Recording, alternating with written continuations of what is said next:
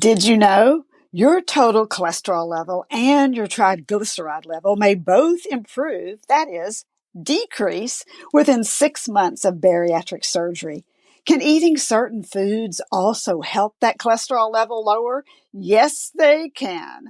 I have 7 bariatric-friendly foods to share that you will want to add to your diet coming up. Now available, try ProCare Health's 3 newest products at an amazing price. Get a bag of whey protein powder, a bag of our new multi-flavored mocktail calcium chews, and our new soft chew multivitamin, all for less than $75. Visit ProCareNow.com and enter Susan10 to save even more. Just a reminder, if you're searching for a private Facebook group where you can ask questions and talk about what's on your mind, come join me. My group is called Bariatric Surgery Success with dietitian Dr. Susan Mitchell. I'll put a link in the show notes, or you can search by name on Facebook. Again, that's Bariatric Surgery Success with dietitian Dr. Susan Mitchell. Hi, I'm registered dietitian, nutritionist Dr. Susan Mitchell, ex-radio dietitian turned podcaster.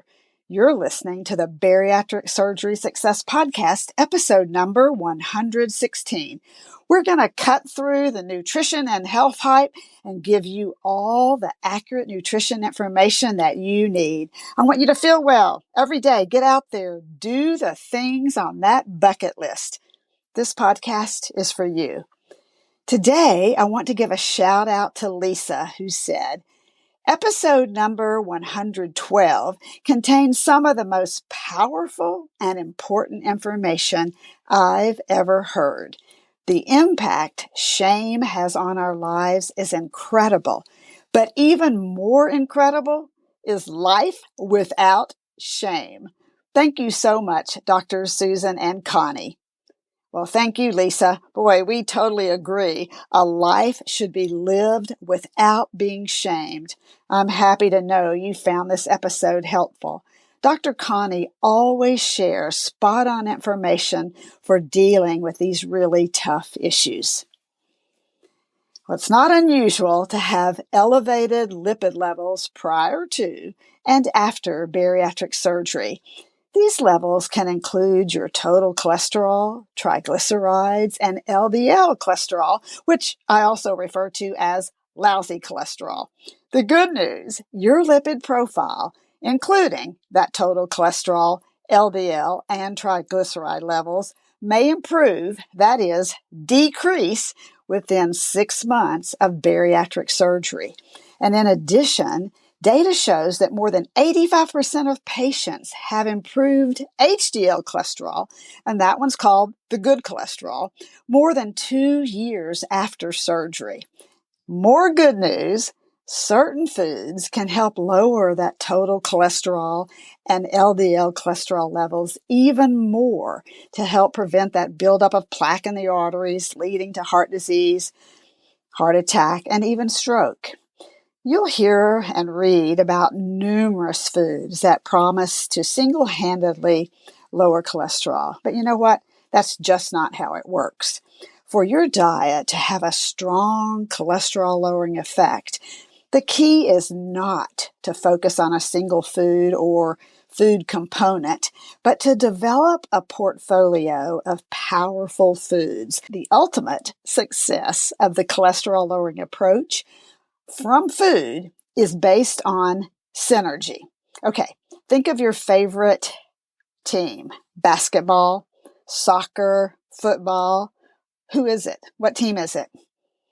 To win and continue to win, your team must work closely together.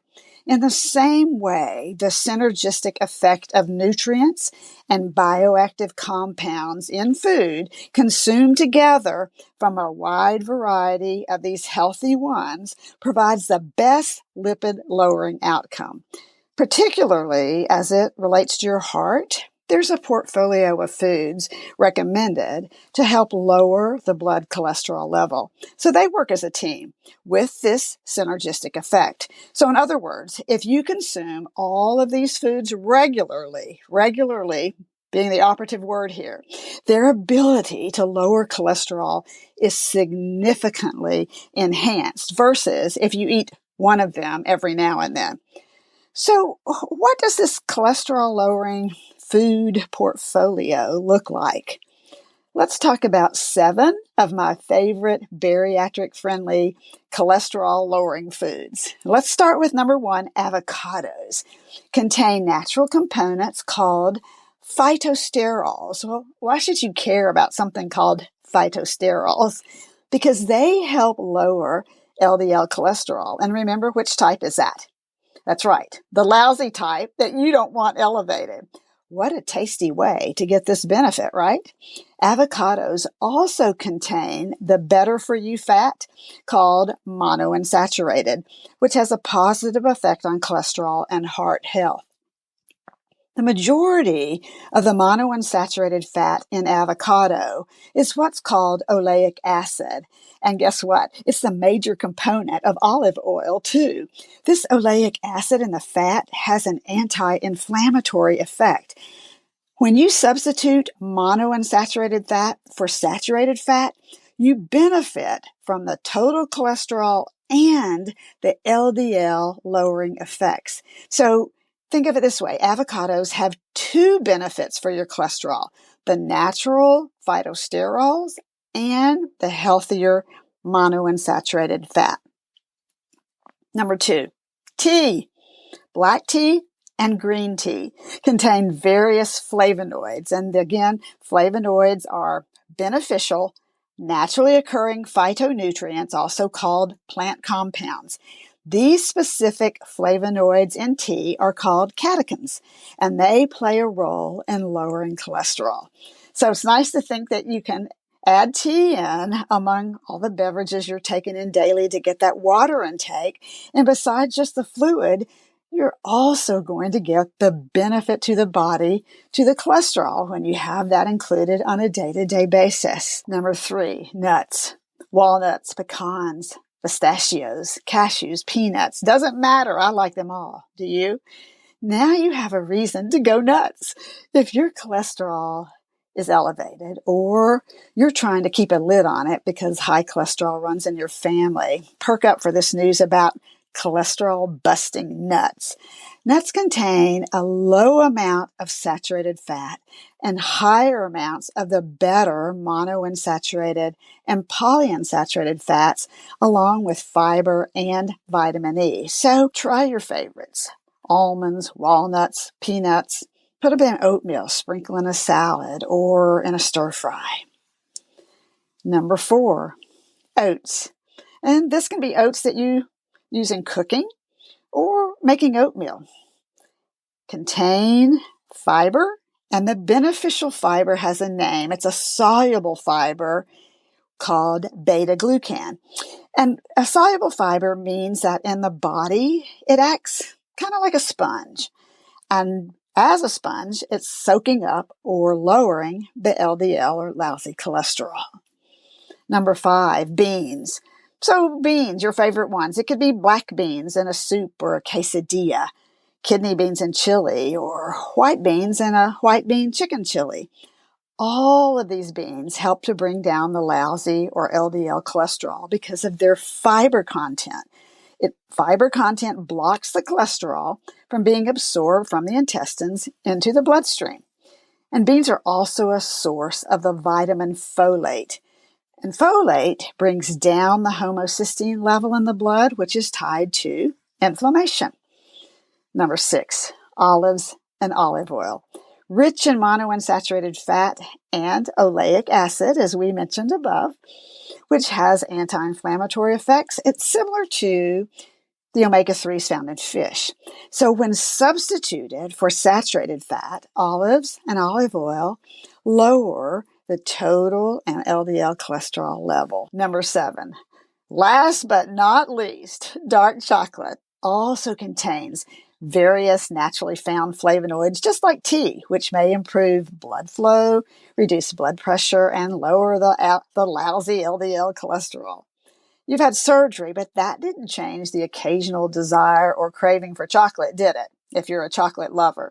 So even after bariatric surgery, when you're back to eating regular food in smaller portions, you'll likely have that occasional desire for chocolate. So what to do? It depends on you. If you skip the chocolate, are you okay with that? If so, fabulous. Or do you feel you've denied yourself of something you really love?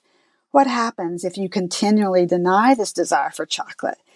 In my experience, it's not unusual to give in and eat way more than if you have allowed yourself that small piece when you really wanted it. So back to making that smart choice. First, remember that added sugars and sugar alcohols can cause dumping syndrome. So everyone is different, but for many, it doesn't take much added sugar to start the symptoms. Don't miss this. The caveat here is that the benefits of dark chocolate can turn ugly by the addition of less healthy ingredients, such as added sugars or sugar alcohols, trans fat or hydrogenated fat, even butter oil and coconut oil, both of which contain a lot of saturated fat. Not great for your cardiovascular health. So it's up to you to be the label sleuth. Look and read closely the ingredient list of different chocolates.